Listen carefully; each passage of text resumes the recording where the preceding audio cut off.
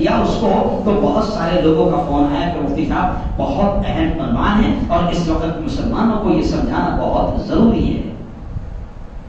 آج آپ دیکھیں کہ ہم دعائیں کر بھی رہے ہیں تو قبول نہیں ہو رہے. چاروں طرف سے ظالموں کا حملہ ہے. یہ الگ بات ہے کہ میرا مولا بڑا رحیم ہے, بڑا کریم ہے, بڑا کربانو ہے, بڑا دیالو ہے. وہ ظالموں کو بھی ان کا انجام دکھا رہا ہے. ظالموں کو دکھا رہا ہے کہ وہ دنیا کے ظالموں, یاد کرو 2003 میں تم ایسے ہی امریکہ کے ساتھ مل کر عراق کے مسلمانوں کا خون بہا رہے تھے. ایسے ہی تم لبنان اور سیریا اور شام ہر جگہ تم نے سینکڑوں اور ہزاروں بے قصور مسلمانوں کا خون بہایا. یہی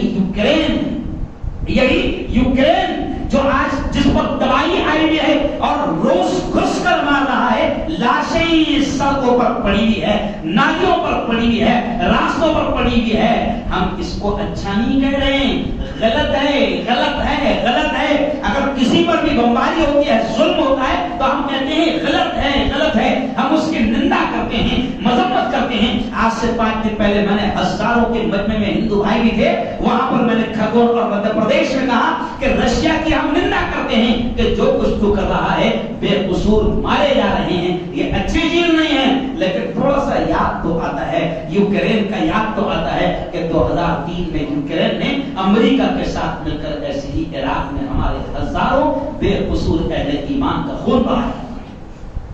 یہ تو چکرویو ہے بھیا. یوکرین کا انجام ظالموں کو بھی بتا رہا ہے.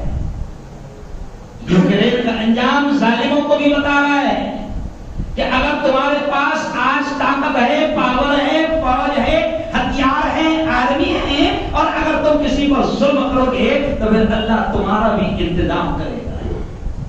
کوئی بھی ہو, اگر ہم نے اپنی طاقت کا غلط استعمال کر کے ظلم کیا تو ہمارا انجام برا ہوگا. کوئی بھی ہو, آج ہم یوکرین پر جو ہو رہا ہے ہم اس کی نندا کرتے ہیں, ہم دعائیں کرتے ہیں کہ اللہ تعالیٰ ہر انسان کو, ہر بندے کو اللہ تعالیٰ اس کی حفاظت فرمائے. یہ ہمیں اسلام سکھاتا ہے. اور قرآن کہتا ہے کہ کسی ایک بے قصور کا زمین پر خون بہتا ہے تو اللہ کہتا ہے کہ ایک بے قصور کا خون بہانے والا اتنا بڑا مجرم ہے جیسے اس نے پوری انسانیت کا قتل کیا.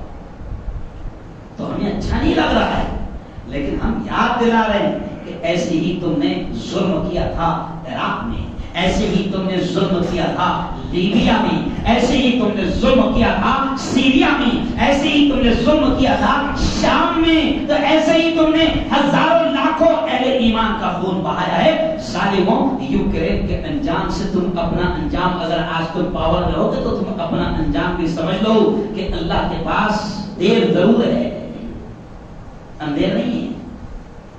لیکن آج مسلمانوں میں آپ کو پیغام دے رہا ہوں, بہت اہم پیغام, کہ آج جو حالات بنے ہوئے ہیں, ظالم ہم پر بھی ظلم کر رہے ہیں, ہماری شریعت میں دخل اندازی کر رہے ہیں, کبھی ہماری بیٹیوں کا پردہ اور حجاب نوچ رہے ہیں, اور ہماری کوئی سنوائی بھی نہیں, کوئی سننے والا بھی نہیں ہے, ہماری دعائیں بھی قبول نہیں ہوتی ہے. وجہ کیا ہے؟ تو میں آپ کو آج کلیئر طور سے بتا رہا ہوں کہ آج مسلمان کا قصور اور غلطی سب سے بڑی یہ بھی ہے کہ مسلمان غور نہیں کر رہا ہے کہ اس کی آمدنی میں کہیں کوئی غلط پیسہ تو نہیں آ رہا ہے, غلط روپیہ تو نہیں آ رہا ہے. جب رات میں نے 50 منٹ اس پر بولا تو مجھے پورے ملک سے, دنیا بھر سے لوگوں نے فون کیے کہ صاحب بہت اچھا ٹاپک آج آپ نے چنا ہے. آج ہم نماز بھی پڑھ رہے ہیں, روزے بھی رکھ رہے ہیں, الحمدللہ حج بھی کر رہے ہیں, 2-3 5 عمرے بھی کر رہے ہیں, زکات بھی دے رہے ہیں, لیکن آج ہمارا قصور سب سے بڑا یہ ہے کہ ہم غور نہیں کر رہے کہ یہ جو میرا کاروبار ہے, بزنس ہے, یہ جو کچھ بھی ہے, اس میں کہیں حرام مکس تو نہیں ہو رہا ہے, کہیں حرام اس میں شامل تو نہیں ہو رہا ہے. کیونکہ ایک لقمہ حرام کا ایسا ہوتا ہے کہ پیارے آقا صلی اللہ علیہ وسلم نے فرمایا ایک لقمہ حرام کا اتنا خطرناک ہوتا ہے کہ ایک لقمہ اگر حرام کا حلق میں اتر گیا تو اللہ 40 دن تک نمازی اور دعائیں قبول نہیں کرتا. بھاری رزق. آج مسلمانوں کا بہت بڑا طبقہ الحمدللہ یہ کرم مالک کا نمازیں پڑھ رہا ہے, زکات دے رہا ہے, روزے رکھ رہا ہے, حج کر رہا ہے, عمرے کر رہا ہے, نیکیاں کر رہا ہے, لیکن غلطی بڑی یہ ہو رہی ہے کہ آمدنی پر غور نہیں کر رہا ہے کہ کہیں حرام تو مکس نہیں ہو رہا ہے. اور مسلمانوں اللہ نے کیا کہا قرآن میں احزاب ہے احل اللہ البیع وحرم الربا. اللہ نے کہا میں نے تجارت کو, کاروبار کو, بزنس کو تمہارے لیے حلال کر دیا, حلال کر دیا. کرو تجارت, کرو بزنس, لیکن اللہ اگلی بات کہہ رہا ہے وحرم الربا, اور ربا کو, سود کو, بیاج کو میں نے تمہارے لیے حرام کر دیا. بزنس حلال, لیکن بزنس کی تیری بنیاد اگر ربا اور سود اور بیاج پر رکھی بھی ہے تو پھر تیرے بزنس کی بنیاد ہی حرام ہو گئی. کیوں؟ اور یہ یہاں سے بات میں اس لیے شروع کر رہا ہوں کہ کئی پڑھے لکھے لوگ لون لینے کو کچھ نہیں سمجھ رہے ہیں, بیاج پر لون لینے کو کچھ نہیں سمجھ رہے ہیں. وہ سود وہ بیاج اتنا بدترین ہے کہ نبی کریم صلی اللہ علیہ وسلم نے کہا کہ سود دیکھو بہت خطرناک جملہ ہے, مجھے کہتے ہوئے بھی اچھا نہیں لگتا, مگر نبی نے کہا ہے. نبی نے امت کے سامنے سود اور بیاج کتنی بری چیز ہے نبی نے باقاعدہ کہا ہے یہ الفاظ. اور نبی کریم صلی اللہ علیہ وسلم نے کہا ہے کہ سود کا ادنا درجہ یعنی سود کا سب سے چھوٹا لیول اور چھوٹا گناہ سود کا اپنی سگی ماں کے ساتھ 70 مرتبہ زنا کرنے کے برابر ہے, اپنی سگی ماں کے ساتھ. اور آپ کچھ ہی نہیں سمجھ رہے. میں نے اس دن معراج کے بیان میں سالار نگر میں سب ڈیوٹی والے اکثر لوگ رہتے ہیں تو آدمی کو کیا لگتا ہے الحمدللہ میں تو ٹیچر ہوں اور میں تو گورنمنٹ سرونٹ ہوں اور میری 50,000 60,000 70,000 1 لاکھ میں پیمنٹ ہے اور میری پیمنٹ سلپ پر تو مجھے آسانی سے لون مل جاتا ہے. تو ایک گھر ہے رہنے کو, لیکن اس کو لالچ ہے کہ جب لون مجھے مل جا رہا ہے تو پھر میں اور 25 لاکھ لون اٹھا کر ایک فلیٹ اور لے لیتا. اور کیا کرنا پڑے گا؟ کچھ نہیں, بہت آسان ہے کیونکہ اپن سرکاری نوکر ہے, اپنوں کو آسانی سے لون مل جاتا ہے. 25 لاکھ لے کر پھر میں ایک بلڈنگ بنا لوں گا یا 2-3 گھر بنا لوں گا اور کرایہ دے دوں گا. اور گنت کیونکہ آج کل ہوشیار بہت ہو گئے, گنت کیا لگا تھا کہ 10,000 کا ہفتہ رہے گا, 20,000 تو بھاڑا آتا ہو اپنا نہیں سمجھا. 5 سال کے اندر اپنا لون بھی ارے بولو مل گیا. ارے ہوشیار کیا لگایا زبردست حساب. ارے بھیا مجبوری میں تو سور بھی کھانا جائز ہے. اگر آپ جنگل میں پھنس گئے جیسے مثال کے طور پر یوکرین میں ہمارے بچے پھنس گئے, اب 3 دن ہو گئے 5 دن ہو گئے, اب کھانے کو کچھ ہی نہیں مل رہا اور اب ایسا لگتا ہے کہ اگر پیٹ میں کچھ گیا نہیں تو مر جائے گا. تو شریعت کہتی ہے سور بھی پڑا ہوا ہے مرے ہوا تو کھا لے. شریعت نے تو مجبوری میں سور کو بھی جائز رکھا. کیوں بھائی؟ لیکن وہ قائم نہیں. ارے بولو بھائی مجبوری میں, تیری ہوشیاری میں نہیں. سود اور بیاج پر لینا دینا انتہائی سنگین چیز ہے, بری چیز ہے. اللہ کہتا ہے میں نے سود کو بیاج کو حرام کر دیا. اور جب آج سود کو شیطانوں نے کیا مانا, سود کو عام کر دیا. اچھا پتہ بھی نہیں چل رہا, پتہ بھی نہیں چل رہا. دیکھو اس کی چھوٹی سی مثال سمجھ لو, آپ کا بیلنس ختم ہو گیا. بہت اچھی مثال یاد آ گئی. موبائل میں بیلنس ختم ہو گیا اور آپ کسی کو فون لگا رہے ہیں تو ادھر سے آپ کو آواز آتی ہے کہ آپ کا بیلنس ختم ہو گیا ہے, لیکن ہم آپ کی مدد کے لیے تیار ہیں, آپ چاہو تو چھوٹا ریچارج مار سکتے ہو. پھر کمپنی آپ کو کیا کرتی, ارے بولو نا, لون دیتی. لون 10 روپے کا لون, لیکن اس لون پہ کتنے کاٹتی ہو, 3 روپے. 10 کا دی تو کتنا کاٹتی, 3. تو یہی تو ہے سود, کہ سود میں آپ ملوث ہو گئے ہیں. اسلام بڑی باریکی سے کہتا ہے کہ ایمان والا تلاش کرتا ہے کہ کہیں چور راستے سے تو میرے حلق میں حرام نہیں جا رہا، چور راستے سے تو حرام نہیں جا رہا۔ مثال کے طور پر اب یہ جیسے لوگ کی میں نے آپ کو مثال دے دیا، اب ایک بات سمجھ لو، حرام مال صرف رشوت کھانا ہی حرام نہیں ہے، پیاز کھانا ہی حرام نہیں ہے۔ لوگ سمجھتے ہمارا اللہ کا شکر ہے پیاز تھوڑی کھا لے، صرف پیاز کھانا ہی حرام نہیں ہے، سمجھ گیا؟ صرف خنزیر اور سور کھانا ہی حرام نہیں ہے۔ کیوں؟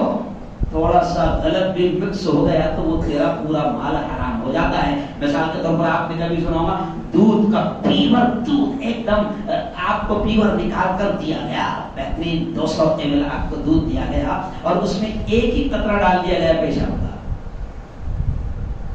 ارے بولو بھائی،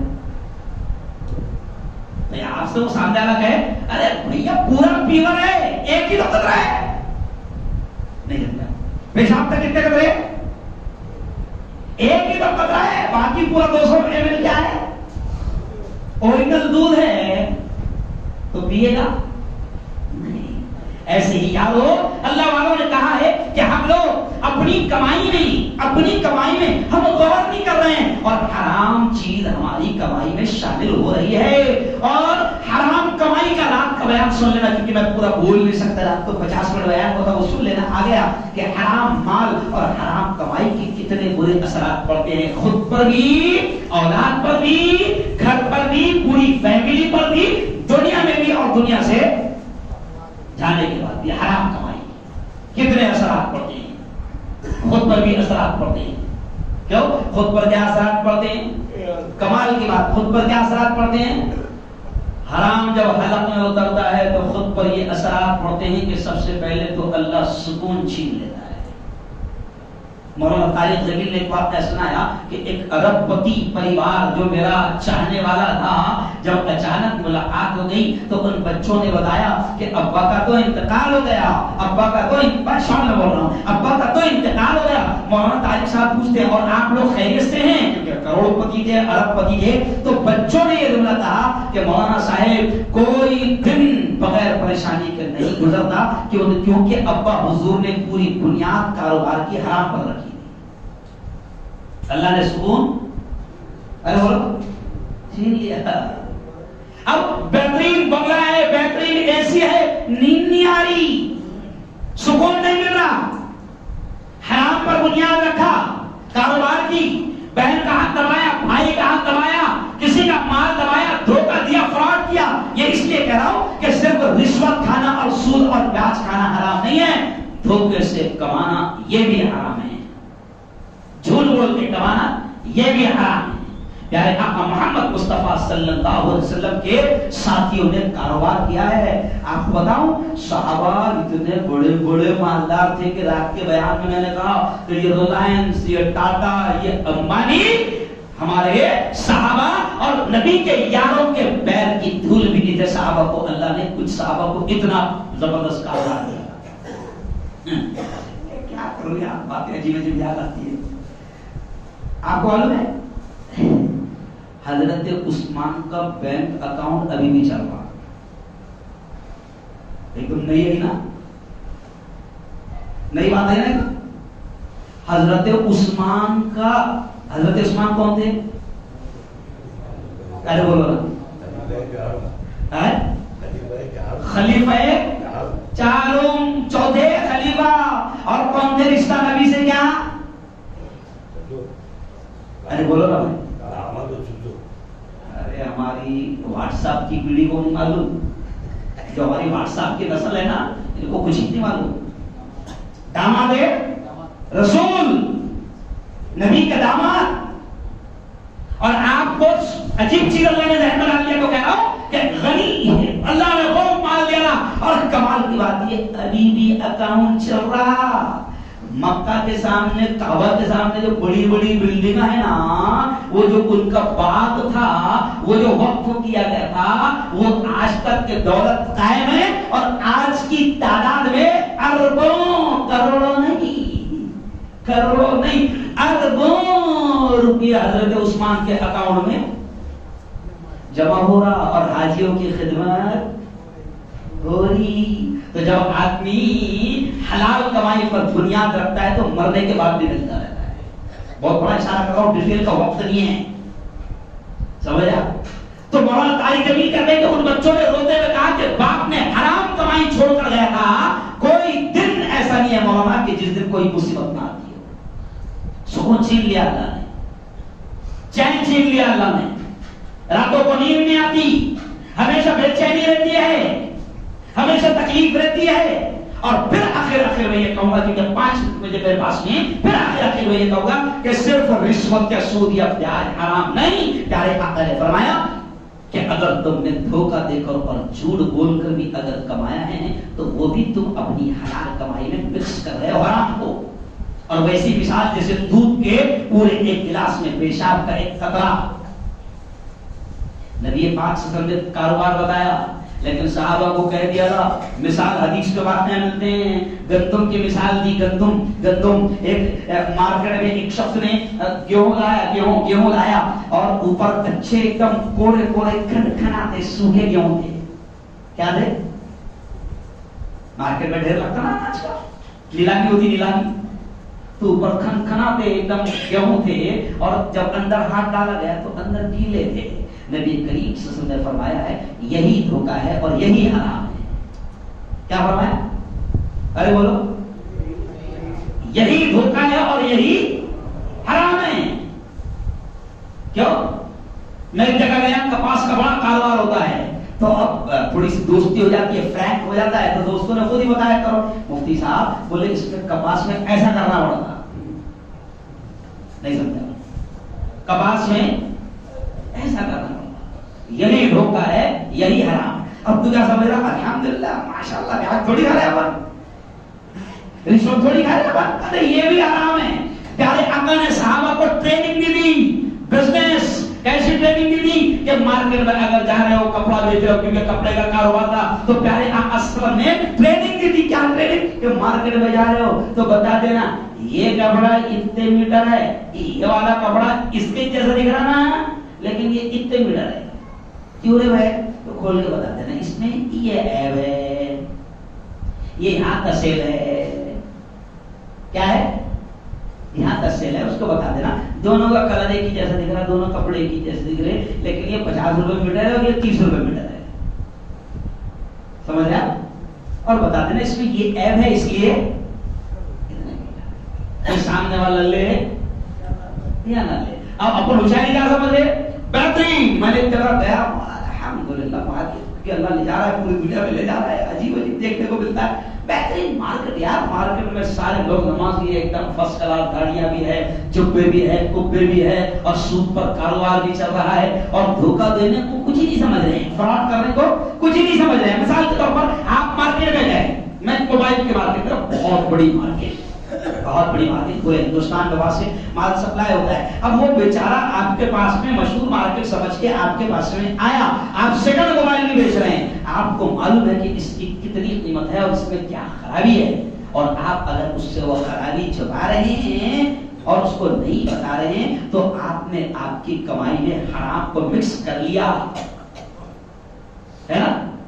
یہ کوئی بہادری نہیں ہے کہ آپ دھوکے سے کسی کو, آپ سبزی بیچ رہے ہیں, آپ فروٹ بیچ رہے ہیں, آپ کچھ بھی کر رہے ہیں, آپ اگر بیچ رہے ہیں اور آپ اگر ہوشیاری سمجھ رہے ہیں اس کو کہ آپ تو بہت ہوشیار ہے, یار کیا دماغ کی بات ہے, کیوں ہے یار تو باولا ہے, تو ہوشیار نہیں ہے, تو اپنی آخرت بھی تباہ کر رہا ہے اور دنیا بھی تباہ کر رہا ہے.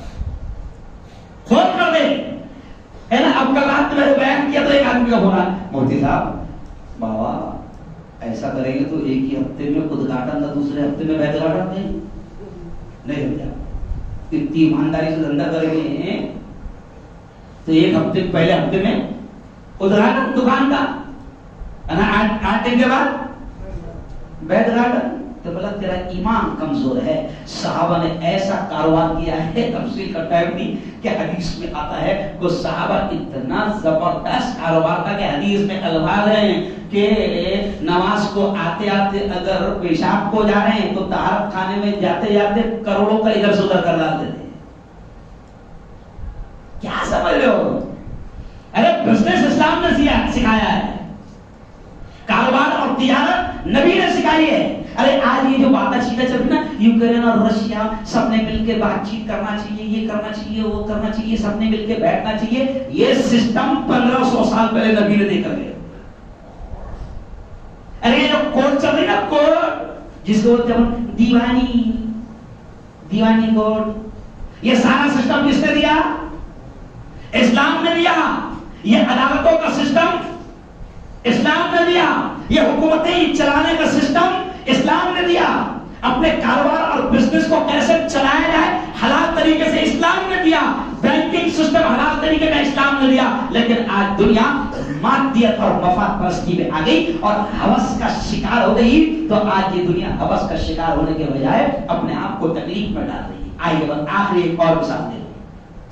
حرام، آپ ٹیچر ہیں، آپ ٹیچر ہیں، میں ٹیچر ہوں، یا میں کسی کی دکان پہ کسی کے کہیں پر بھی کام کرتا ہوں، میں کام کرتا ہوں، مان لو میں ٹیچر ہوں، 8 گھنٹے کی میں پیمنٹ لے رہا ہوں، اور 8 گھنٹے میں 2 گھنٹے بھی اگر میں بدماشی کر رہا ہوں، کیونکہ وہ 2 گھنٹے مجھے معلوم ہے کیسے ٹائم پاس کرنا ہے، اور اس پر نہ میرے کالج کے ذمہ دار کو خبر ہے نہ کوئی پکڑ سکتا۔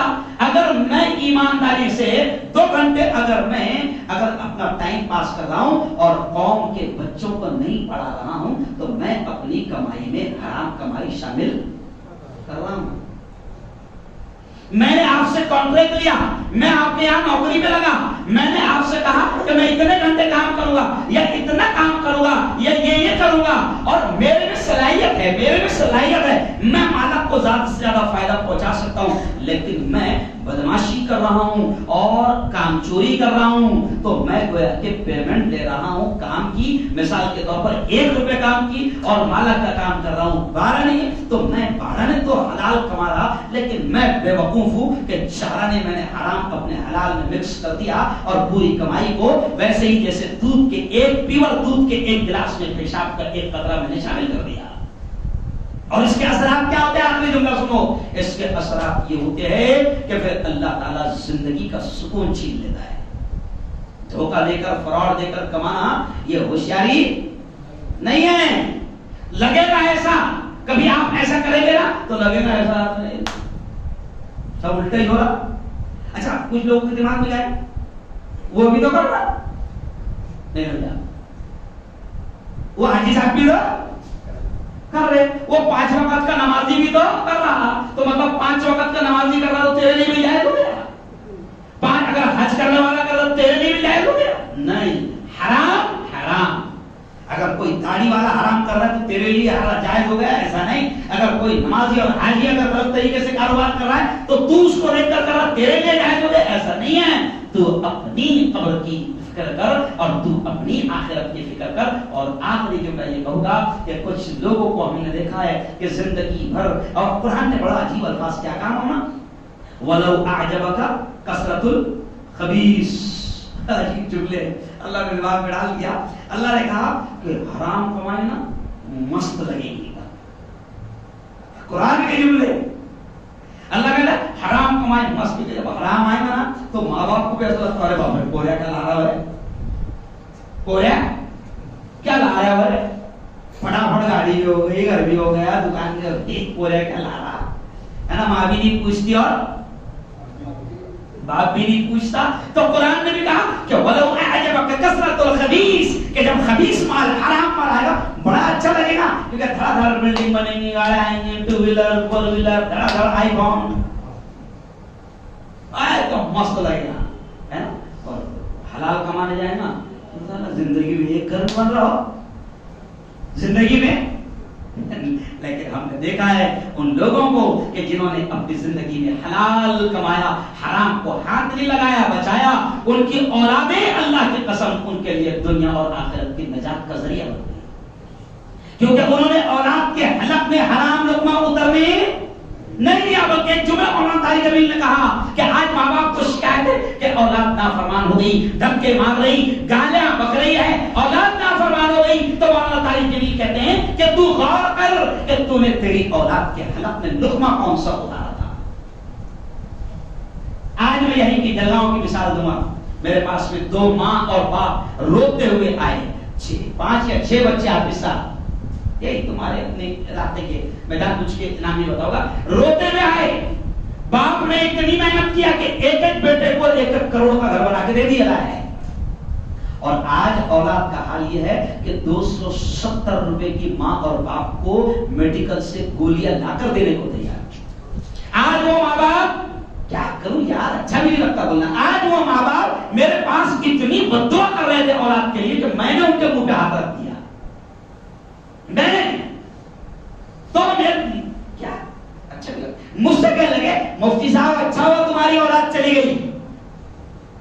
میرے کو تسلی دیتے وہ کہہ رہے ہیں یہ میرے 6 سے 7 سال ہے, 1 کروڑ کی ان کو پراپرٹی دیا, لیکن آج 270 روپے کی گولیاں لا کر دینے کو تیار نہیں. تو پھر میں نے سننے کے بعد میں ایک جملہ ان سے کہہ دیا, کیونکہ میرے قریبی تھے, کہ بابا تم اتنا دھیان کرو کہ تم نے ان کے حلق میں لقمہ کون سا اتارا. تو ان کی آنکھوں سے آنسو شروع ہو گئے, اور پھر انہوں نے بھی اس بات کا اقرار کیا کہ مفتی صاحب میں نے کمایا بہت, لیکن میں نے اپنی زندگی میں کبھی حلال اور حرام میں فرق نہیں کیا تھا, بس آنے دو. کیونکہ کچھ لوگوں کے دماغ میں کیا رہا تھا, بس آنے دو, کیسا بھی آئے آنے دو.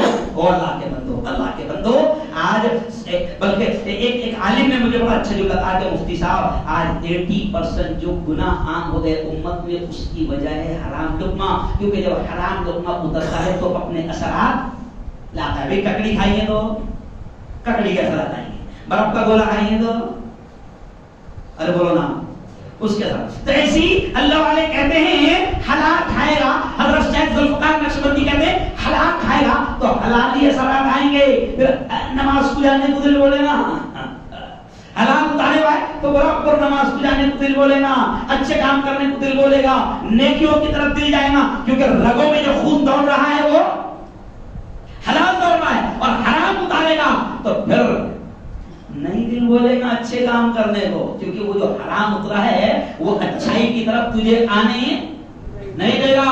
حلال کے بھی اثرات ہوتے ہیں اور حرام کے بھی اثرات ہوتے ہیں. بات اللہ والوں نے کہا کہ اگر تمہیں تمہارا دل نماز کو جانے نہیں دیتا, مسجد اللہ کا گھر بازو میں ہے, بار بار اللہ دعوت دے رہا ہے حی علی الصلاۃ, آجا میرے بندے, آجا آجا نماز کو آجا, آجا میرے بندے حی علی الفلاح. دیکھ تیری کامیابی اسی میں ہے. اس کے باوجود بھی اگر تمہارا دل تمہیں اندر سے مسجد تک آنے کو نہیں دیتا تو کچھ اللہ والوں نے کہا کہ اپنی کاروبار پر, اپنی آمدنی پر غور کرو کہ کہیں اس میں حرام تو نہیں آ رہا, کیونکہ حرام اگر تمہارے حلق میں اتر رہا ہوگا تو تمہارے قدم اللہ کے گھر کی طرف بڑھیں گے نہیں. خیر, اللہ تعالیٰ آمین زور سے کہہ دینا, اللہ تعالیٰ ہم سب کو حلال روزی نصیب فرمائے. زور سے کہہ دو اللہ, ہم نادان ہیں, ہمیں پتہ بھی نہیں چلتا کہ کیسے حرام ہماری کمائی میں آ جائے. میرے مولا تو حرام لقموں سے ہم سب کی اور ہماری اولاد کی, ہماری نسلوں کی حفاظت فرما. جن اللہ نے سنت ادا نہیں کی ہے وہ سنت ادا کر.